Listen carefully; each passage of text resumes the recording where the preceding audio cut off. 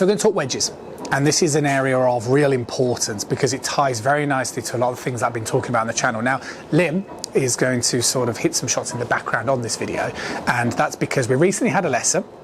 And during the lesson, she was able to improve very much in terms of her technique, but also we spent some time working on her wedges because it was an area that wasn't as solid as everything else.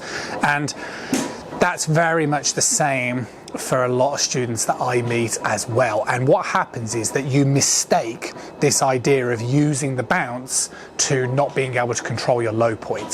So there is a big difference between those two things. Now what I mean is, and this was happening to Lim, if you are somebody who has a tendency to move off the ball in the backswing, this will mean that your low point will progressively shift to the right.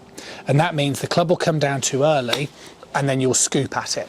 And a lot of golfers that I meet associate that type of movement as using the bounce, and it's not. That's a flip, okay? So just because your hands and arms feel like they're active here, that doesn't necessarily mean using the bounce. That's a compensation because you're moving in the wrong way. So the best way to counteract this problem, and this is the beauty thing of like chipping and pitching, is our setup can be very vertical, okay? So if I get set up here, my head can feel like it's very much in line with my lower body. And then as I take the club back, and this is what I did with Lim, you can actually get the feeling of your head moving further left, because all that will do is that will just maintain a very vertical spine angle, which for pitching and chipping and stuff is absolutely acceptable.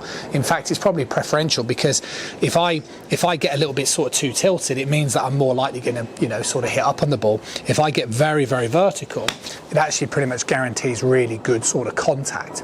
So that's the priority, and that's what I said to Lynn. And then if you can understand that, and you can understand that it's acceptable for your head to literally move a little bit towards your lead side, and it's acceptable to move more of your weight towards your lead toe, then that guarantees contact, okay?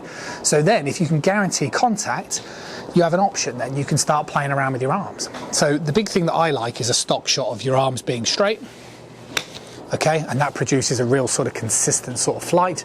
But if you want to, and you're somebody who then wants to play and use the bounce a bit more, and you want to kind of do it more that way, okay, where you allow the club head to, then that's fine. Then you can do that, right? That's quite an advanced shot, I would say.